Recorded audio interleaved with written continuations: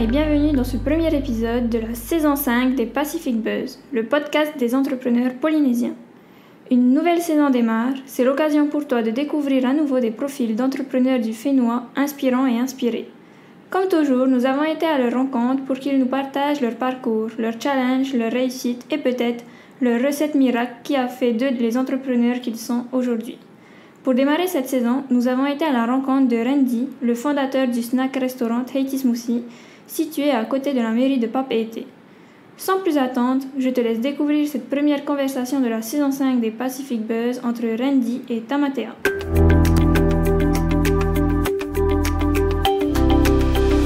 Alors bonjour, nous sommes du coup aujourd'hui chez Haiti Smoothie qui nous accueille très généreusement et du coup aujourd'hui on va parler avec Randy Manavare. Manavare. Et du coup je te propose de commencer par te présenter. Ok, Randy Manavare, enchanté. 32 ans, je suis gérant et fondateur de Haiti Smoothie, une boîte que j'ai montée en 2014, j'ai eu 2024 ans, en revenant de mes études. Et voilà. Ok, super. Alors du coup, ma première question c'est qu'est-ce qui t'a poussé à monter ta propre entreprise et pas partir sur la voie du salariat comme tout le monde peut avoir tendance à le faire, en tout cas sur sa première expérience?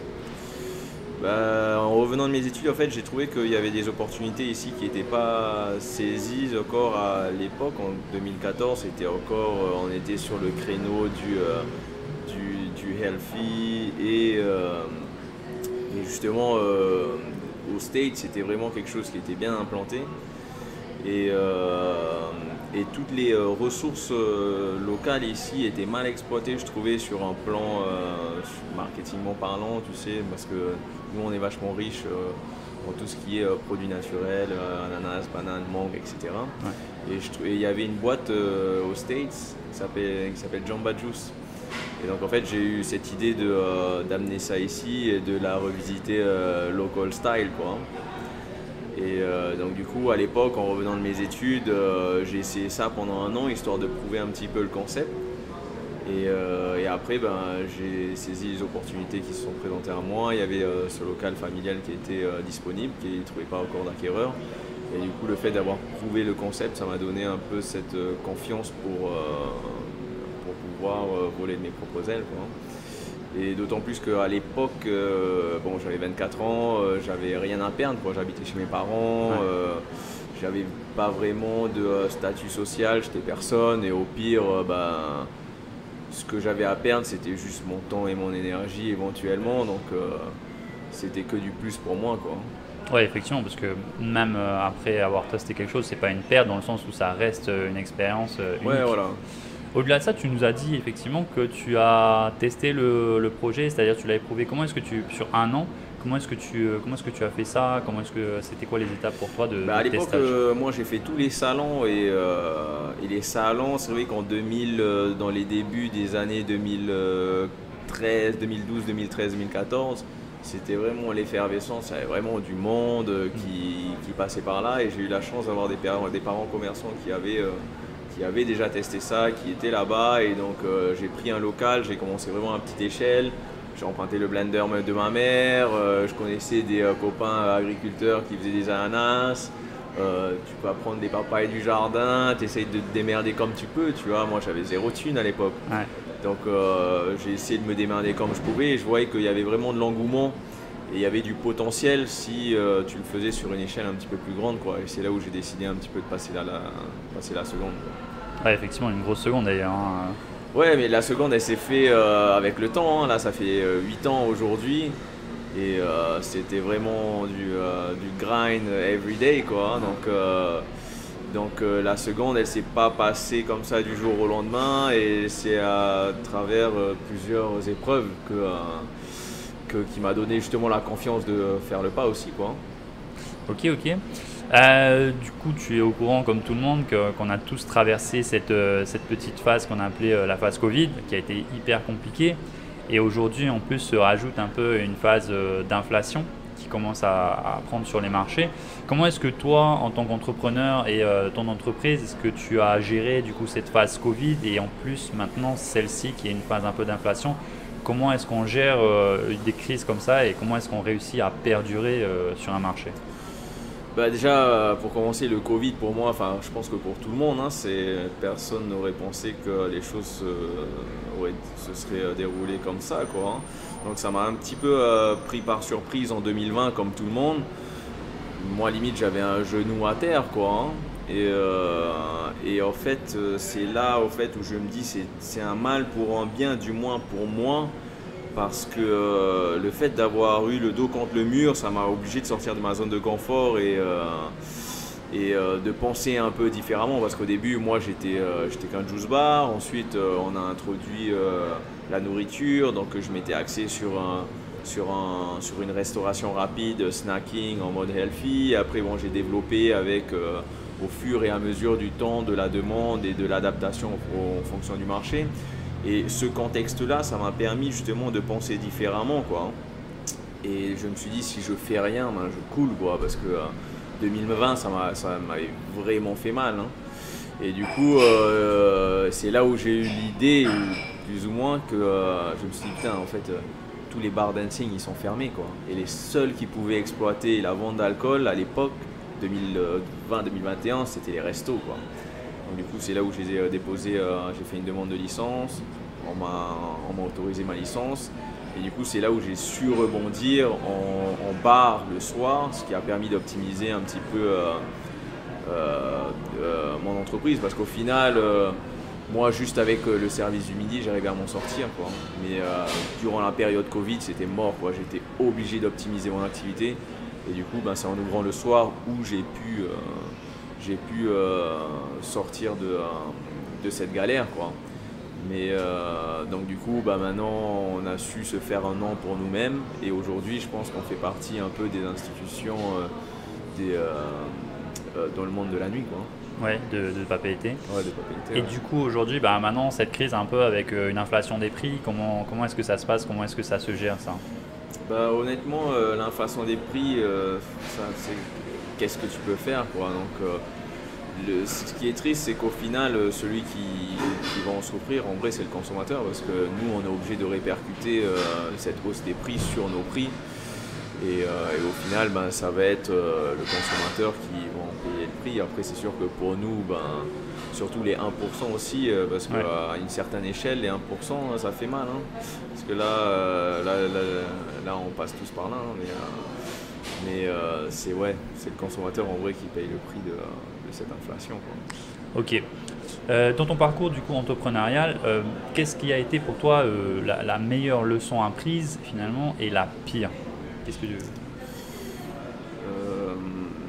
Alors pour moi, la meilleure leçon apprise, ben, je pense que après les gens ils mettent des mots en fonction de comment est-ce qu'ils le ressentent. Ils appellent ça le mana, d'autres les vibes, certains l'univers, etc.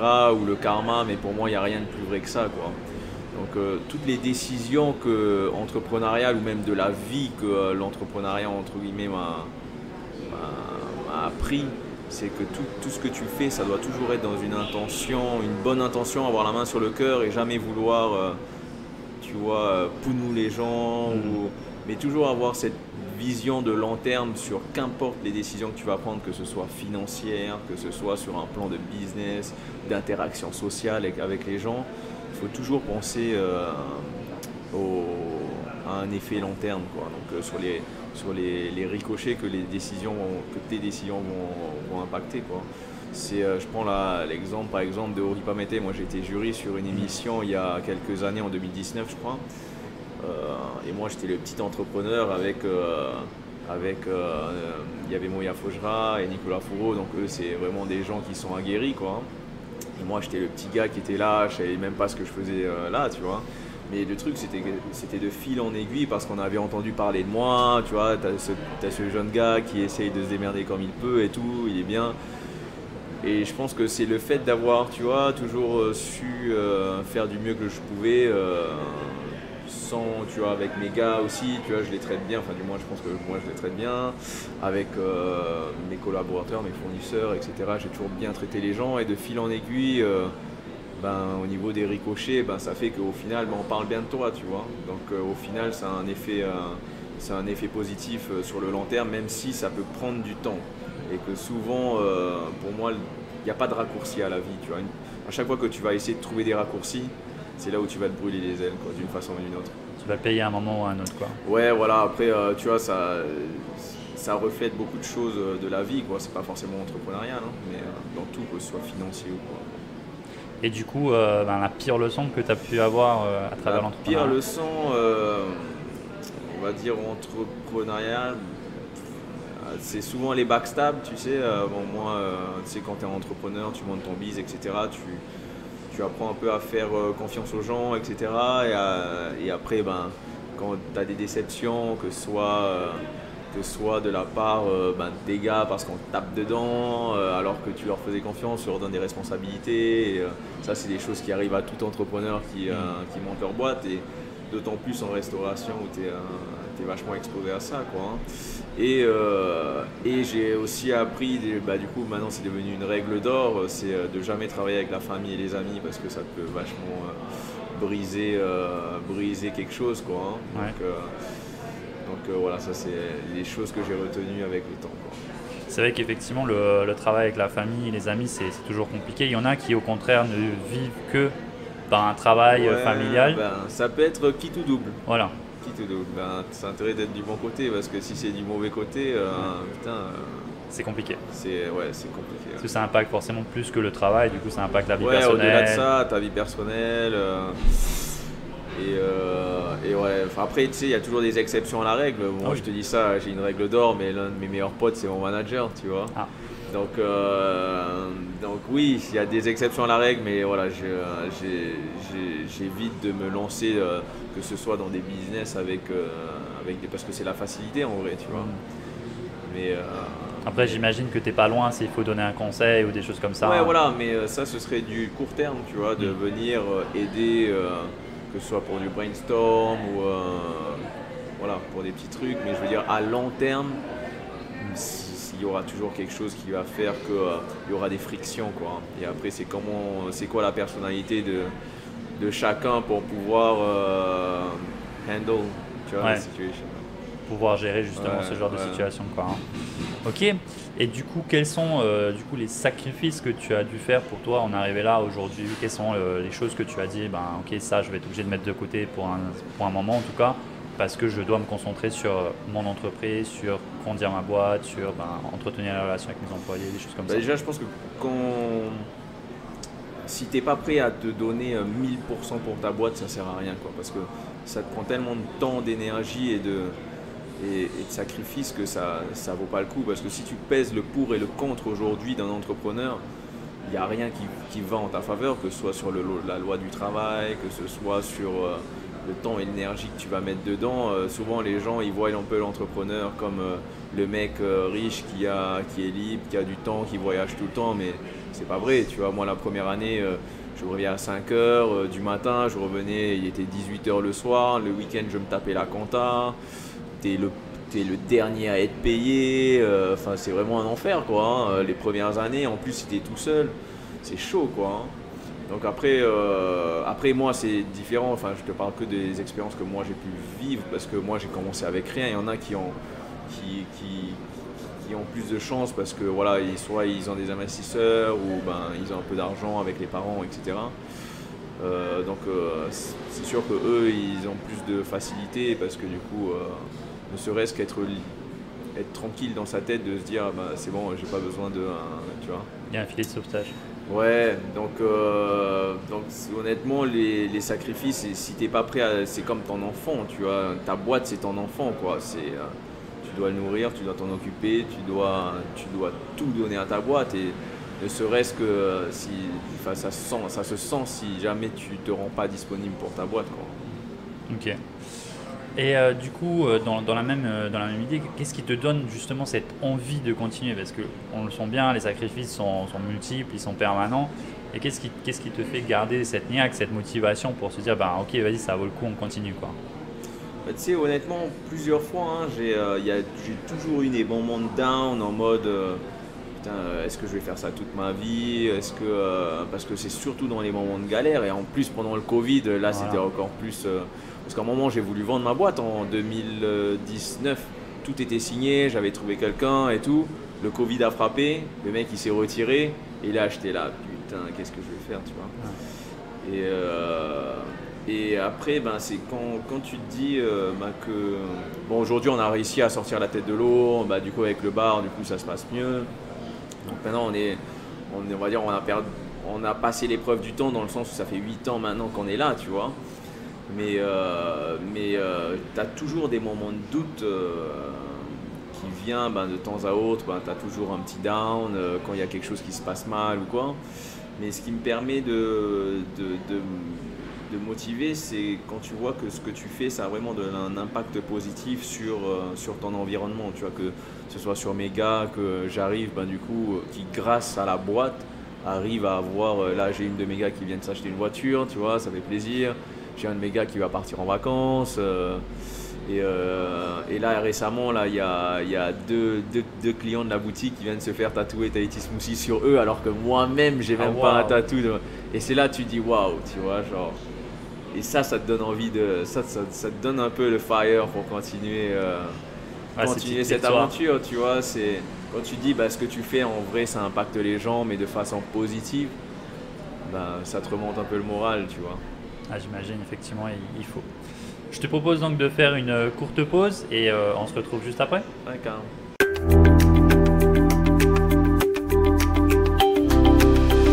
Et du coup, nous revoilà avec Randy à Tahiti Smoothie, en plein cœur de Papeete, un endroit que certains d'entre vous, ou même la majorité d'entre vous connaissez. Et du coup, Randy, je te propose de reprendre. Pour toi, dans cette aventure entrepreneuriale, c'est quoi les ingrédients de ton style d'entrepreneur? Les ingrédients de mon style d'entrepreneur, attends, laisse-moi réfléchir. Tout à l'heure, tu nous as parlé déjà de faire attention aux relations qu'on entretient, de toujours, entre guillemets, être honnête, droit dans ses bottes. Après, tu vois, moi, j'ai toujours dit que si jamais tu me montres quelque chose, il faut toujours que tu le montres par passion, quoi. Donc, tu veux, moi, j'ai beaucoup... je dirais pas que je suis laxiste, mais je veux faire confiance aux gens et j'essaie vraiment de trouver d'exploiter le meilleur d'eux-mêmes, de leur personnalité dans tout ce qu'ils peuvent faire, quoi. Donc, par exemple, moi, ma chef, c'est une femme, tu vois. Et j'essaie de la pousser du mieux que je peux pour en tirer le meilleur d'eux-mêmes. Moi, tous mes gars, ils ont commencé en CAE, ils ont commencé vraiment en bas de l'échelle, quoi. Donc, je sais pas si vous connaissez un peu les CAE, c'est les mecs des quartiers sociaux qui viennent, qui ont une situation qui est un peu précaire. Donc, moi, tous mes gars, ils ont commencé là. Et aujourd'hui, quand je vois que, là, chez moi, personne n'est au SMIC, tu vois. Et quand je vois qu'ils ont évolué, que ce soit dans leur façon d'être, dans leur style de vie, dans les relations qu'ils fréquentent, etc. Et que je vois que, bon, après je veux pas être prétentieux, mais que la boîte quand même leur a apporté un meilleur style de vie, le fait de voir le potentiel en chacun et d'en faire le meilleur d'eux-mêmes, tu vois. Ça c'est mon style de managérial, en gros, de pousser les gens à faire le meilleur d'eux-mêmes, tu vois. Après, j'ai un style qui est très aussi familial, parce que dans le sens où avec mes clients, je connais, mes clients les plus fidèles, en gros, je connais leur nom, je connais leur life, tu vois, donc on discute un petit peu avec. Et c'est vraiment une entreprise qui est locale, tu vois. C'est pas, on n'est pas dans l'usine, volume, machin. C'est, s'il faut mettre un ingrédient qui t'a cassé ton cost, vas-y, moi je le prends pour moi parce que je sais que le client, ça va lui faire plaisir et que c'est toujours le petit plus. Ou sinon un client, est-ce que tu peux me faire ça? Il n'y a pas de souci, j'essaie de faire l'extra step, tu vois. Et je pense que c'est ce genre de décision aussi qui te fait perdurer sur le temps, tu vois. Tu m'as parlé tout à l'heure de cette crise Covid et du coup la passation où tu voulais arrêter la boîte et du coup la vendre, que tu avais entre guillemets tout bouclé et du coup ça s'est pas fait. Comment est-ce que justement ça s'est passé avec tes salariés, parce que du coup tu investis tellement de temps et d'énergie avec eux, comment est-ce que eux l'ont vécu potentiellement cette passation un peu comme peut-être je sais pas une trahison Ouais, non, bah après tu sais, déjà c'est, mentalement, tu les prépares mentalement, parce que c'est vrai que ça se fait pas un peu du jour au lendemain quoi, Ouais. hein. Donc déjà tu leur préviens, tu leur dis que voilà, c'est la vie aussi quoi. Il y a des choses qui sont, c'est comme ça quoi. Après voilà, c'est Donc ils faisaient un peu partie du processus de passation, c'est-à-dire ouais, qu'ils voilà, n'étaient enfin, ils étaient pas au courant, exclus en ouais, mode. non, ils étaient au courant et après il faut aussi les rassurer quoi, hein. Pour moi mes gars c'est un peu ma famille, tu vois. Justement, ouais. Sans eux je serais pas là.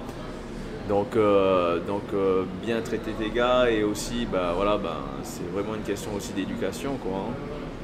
Et du coup, j'imagine qu'il devait être aux anges, entre guillemets, de savoir que finalement le deal n'était pas passé et que tu allais rester le patron. Après ça, je sais pas, parce que j'en ai pas vraiment parlé avec eux, mais je leur ai dit, en tout cas, moi, et c'est toujours d'actualité, si toutefois je viens à vendre, parce que pour moi, en vrai, tous les business sont à vendre ici à Tahiti, il suffit juste que tu allonges le prix, on a tous un prix en tête, tu vois. Si quelqu'un allonge, je pense que les gens lâchent n'importe quel business, tu vois. Mais, et ça, c'est quelque chose qui sont au courant. Mais je veux dire, j'ai déjà eu une discussion avec eux et je sais que je leur ai dit, si toutefois moi je viens vendre, je vous récompenserai de l'effort que vous avez mis, parce que sans vous, je n'aurais pas été là aujourd'hui, tu vois. Donc c'est pour ça que moi j'estime que je les rémunère correctement. Donc avec respect, tu vois. Tous mes gars, je respecte vachement tout leur Effort, investissement. Ouais, leur effort, mais quand ils me disent j'ai mon enfant qui est malade, est-ce que je peux prendre, vas-y, je prends ta place, tu vois. Parce qu'en gros, moi, au niveau de ma boîte, il y a toujours un gars pour chaque poste. Et dès qu'il y a un mec qui est malade ou qui a quelque chose, c'est moi qui fais le tampon, tu vois. Donc c'est un peu mon style de gérer la chose. C'est bien, c'est pas bien. C'est une façon de faire. Ok. Et du coup, aujourd'hui, après toute ton expérience, les choses que tu as traversées, si tu devais changer quelque chose, ce serait quoi? Si je devais changer quelque chose, moi je pense qu'on est la somme de ses erreurs et de ses réussites, tu vois. Donc avec du recul, je sais pas si j'aurais changé les erreurs que j'ai faites, parce qu'aujourd'hui je suis bien dans ma life, tu vois. Donc est-ce que j'aurais changé quelque chose? Non, parce qu'au final les trahisons que tu as souvent quand tu embauches quelqu'un, c'est souvent ton ego qui dit putain, j'ai eu tort de l'embaucher ou quoi, et tu le prends sur toi, mais au final, tu vois, c'est ce qui te grandit toi-même quoi. Donc moi j'ai eu des pépins avec certains de mes gars auxquels j'avais placé ma confiance, etc. Et aujourd'hui, c'est ce qui fait que je suis vigilant aussi sur la vie. C'est pas tout est rose, parce que les gens ils ont tendance à voir que la façade, mais tu as le bas de l'iceberg aussi, quoi. Ouais, qui est souvent plus conséquent souvent. Voilà, voilà, au final, moi je pense pas que j'aurais changé quoi que ce soit.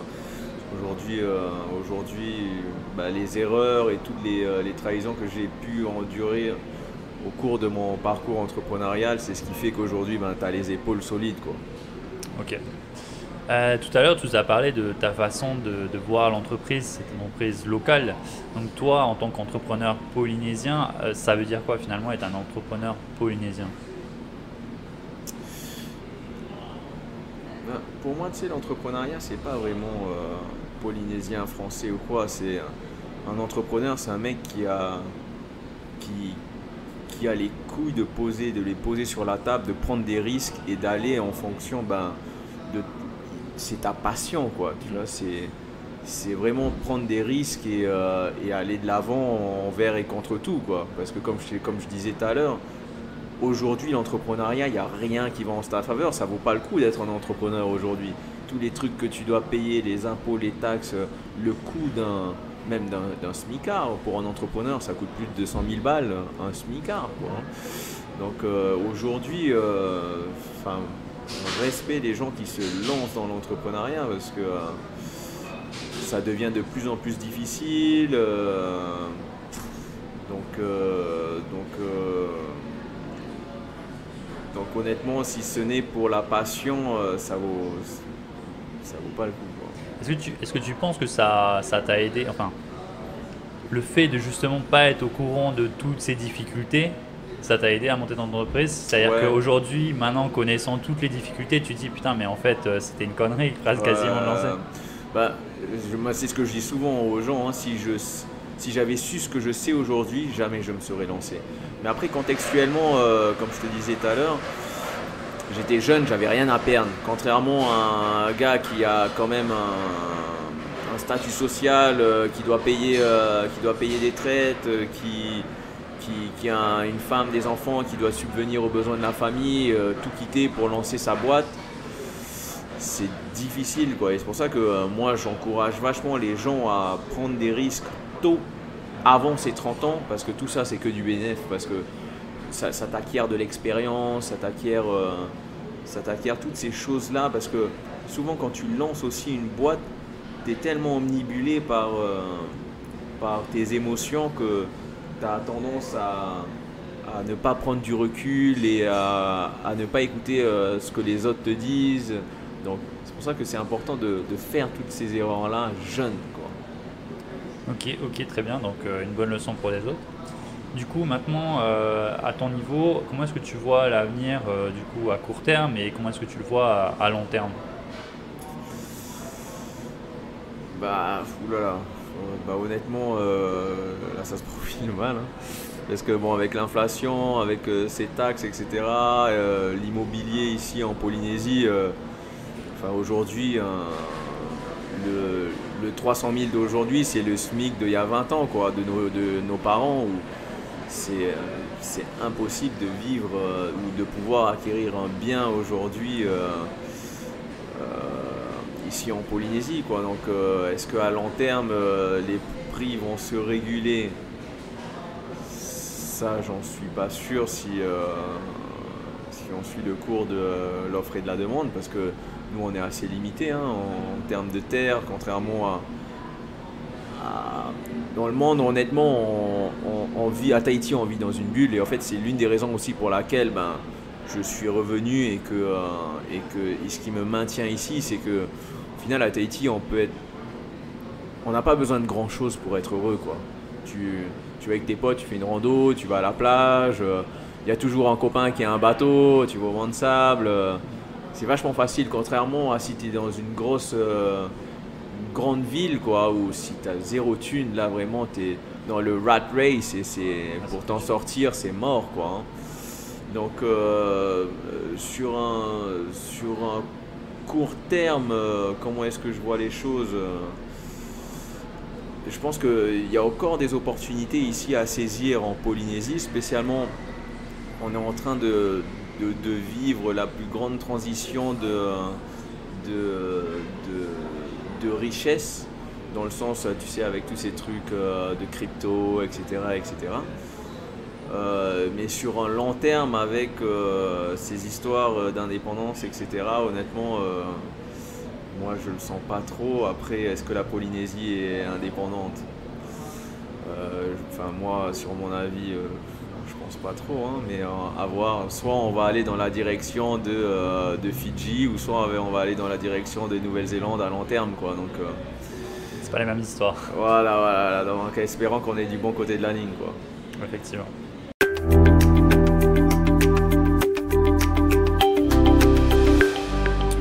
Tu en as déjà donné quelques-uns, mais si tu devais donner aux auditeurs des conseils pour se lancer, pour lancer leur entreprise, des choses sur lesquelles peut-être ils devraient faire attention ou devraient être plus vigilants, ou d'autres choses, de dire non, c'est pas si grave ça, ce serait quoi les petits conseils que tu pourrais donner?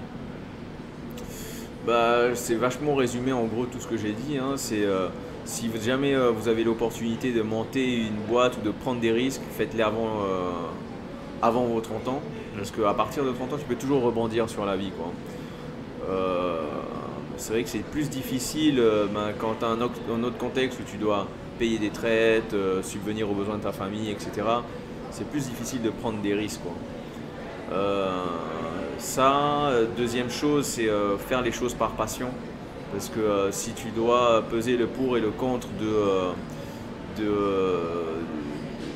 l'entrepreneuriat, il n'y a que la passion qui va t'aider à faire l'extra step, quoi. Parce que moi aujourd'hui, les 169 heures, je les explose. Le seul luxe que j'ai éventuellement aujourd'hui, c'est de ne pas mettre de réveil, quoi. Donc je travaille les week-ends, je vais jusqu'à 2h du mat, je fais du lundi au samedi. Quand je prends des vacances, entre guillemets, je suis toujours en train, je suis jamais serein parce qu'il y a ma boîte qui est là, tu vois. Donc, et c'est une boîte que j'ai, c'est assez un peu familial dans le sens où j'aime être présent, j'aime avoir la main sur le biz. Donc je suis jamais serein. La seule fois où j'étais serein, c'était pendant le confinement, durant le Covid, où là tu pouvais rien faire. C'est les seules vraies vacances entre guillemets psychologiques que j'ai eues. Donc vraiment prenez des risques et faites les choses par passion, ayez la main sur le cœur et prenez toujours des décisions de long terme, quoi. Ok. Tu nous parlais là à l'instant de justement effectivement c'est quelque chose, un investissement intellectuel qui est permanent. Au jour d'aujourd'hui, comment est-ce que, si on peut se permettre, comment est-ce que tu gères ta vie professionnelle et ta vie personnelle? Est-ce que tu arrives à jongler entre les deux ou aujourd'hui toujours la vie professionnelle prend vraiment le gros du pas? Non, aujourd'hui j'ai réussi à trouver un équilibre et je pense que ça c'est important, en fait je pense qu'il y a deux choses, c'est que une fois que tu prends des habitudes entrepreneuriales, c'est-à-dire de toujours vouloir optimiser les choses et que c'est donnant, je te donne ça et tu me redonnes ça, ou j'investis ça en toi et tu me redonneras ça plus tard, c'est quelque chose que tu ne dois pas ramener quelque chose dans ton foyer personnel.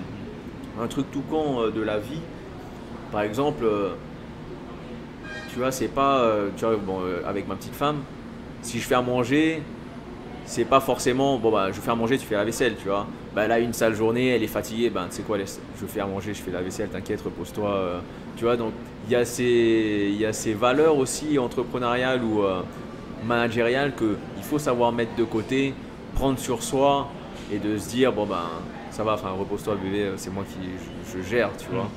Donc il faut savoir tracer la ligne de travail et perso, quoi. Et moi je sais que j'ai tendance à prendre les choses personnellement, donc je bloque mes emails, je coupe toute chose qui est en relation du boulot à partir d'une certaine heure, parce qu'après je cogite, je rumine beaucoup le soir et j'arrive peu à dormir, quoi. Donc je coupe à partir d'une certaine heure.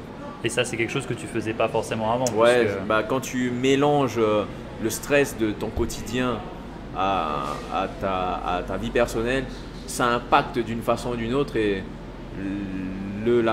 ton partenaire va le sentir, quoi, hein. Au niveau des vibes, et moi je trouve que c'est un vrai truc, hein, les vibes, moi je suis pas hippie, hein, mais l'énergie c'est quelque chose c'est un vrai truc pour moi. Qui circule. Ok. Du coup tu nous as parlé très rapidement, mais est-ce que tu peux nous décrire ta journée type aujourd'hui maintenant en tant qu'entrepreneur? En tant que gérant de Tahiti Smoothie? Je me lève à 4h, je fais du sport, je médite, je fais du yoga. Non, honnêtement, le seul luxe que j'ai aujourd'hui, comme je te disais, c'est que je mets pas de réveil, quoi. Donc je me lève doucement, tranquille, je consulte mes mails, je fais mes petits trucs sur l'ordi, après je viens au taf, je finis à 15h. Je rentre une petite sieste, je m'occupe de moi un peu de sport. Et après le week-end, par contre, là, je vais jusqu'à 2h du mat, quoi. Ok, et du coup, toutes les semaines comme ça? Ouais, voilà. Moi, je fais partie de ces gens qui aiment avoir une routine assez consistante, ouais, et saine. Okay. Tu vois, donc j'essaie d'avoir de la discipline, mais c'est ce qui est le plus dur. J'aime pas il y a des gens qui aiment faire tout condenser et avoir beaucoup de temps de libre, etc. Mais moi, j'aime bien avoir cette routine de vie, quoi. Okay. Effectivement. Une chose qui n'a jamais osé, peut-être que tu n'as jamais peut-être osé dire au public, est-ce que tu aurais une anecdote que tu aimerais partager tu te dis, ah bah ça, c'est vrai que j'en ai jamais parlé, mais ça pourrait être intéressant. Ouais, c'est pas obligé, il n'y a pas de... dire en public. Ou en tout cas à plus grande échelle, peut-être que ça a été dit dans 2-3 conversations. Non, bah honnêtement, je pense que je dis beaucoup qu'être entrepreneur ça vaut pas le coup, même si j'en suis un. Mais je pense que éventuellement les effets indirects d'être un entrepreneur, c'est que tu as un statut, quoi. Et avoir un statut social, spécialement à Tahiti où ici c'est un grand village, quoi, donc tout le monde te connaît. Et le fait de pouvoir rentrer dans quelque part parce qu'on sait que c'est toi, ça je t'avoue que ça c'est cool, quoi. Ah, donc il y a quand même un petit tap on the shoulder, voilà. en mode proud of myself, quoi. Je rentre avec mes petites médailles de guerre, voilà. Tout le monde connaît, personne ne va me poser de questions. Ça c'est cool. Après, comme je te disais, c'est vraiment la surface, quoi, parce que derrière, c'est du grind, quoi. Ouais, il y a les cicatrices dans le dos. Ouais. Mais avoir le statut, je pense que c'est quelque chose que j'apprécie. Ok. Est-ce que tu as du coup une dernière pensée à partager avec nos auditeurs, quelque chose que tu voudrais partager aussi bien boulot que perso? Après, Faito Ito, moi, après j'ai un peu j'espère que j'ai pas découragé certaines personnes à vouloir se lancer, parce qu'au final, statistiquement, s'il y a quelqu'un qui fait la réussite, c'est une personne sur 10, je crois, voire c'est du 20-80, je pense, quoi. Mais une fois que tu passes cette épreuve-là, c'est cool, quoi. Donc j'espère ne pas avoir découragé certaines personnes, parce qu'au final, c'est une belle aventure, et que même si je fais pas ça toute ma vie, pour moi je regarderai toujours cette expérience avec du positif, quoi. Donc encourager les gens à vouloir se lancer, c'est quelque chose, mais pas bêtement, tu vois, parce que aussi bien il y a des gens qui s'entourent de yes-sayers, tu vois. Ils te donnent une idée, t'as les parents ou les copains, ah ouais, vas-y, lance-toi, alors que c'est une idée de merde, tu vois. Et personne ne veut le dire. Et que l'autre il fait, t'es seul, quoi. Donc après, ça reste un apprentissage aussi. C'est un apprentissage, mais l'entrepreneuriat, c'est une belle aventure, mais il faut savoir avancer avec prudence, et en fonction du contexte, aller all-in ou pas, il faut savoir prendre du recul sur ses émotions de temps en temps. Aussi, les émotions. Ok. En tout cas, Randy, on te remercie de nous avoir accueillis dans ce magnifique endroit, et puis on te souhaite toute la réussite possible, et on espère te revoir plus tard. Merci d'avoir pensé à moi. On écoute? On est parfait? Ça a été? Ouais, on était top, non?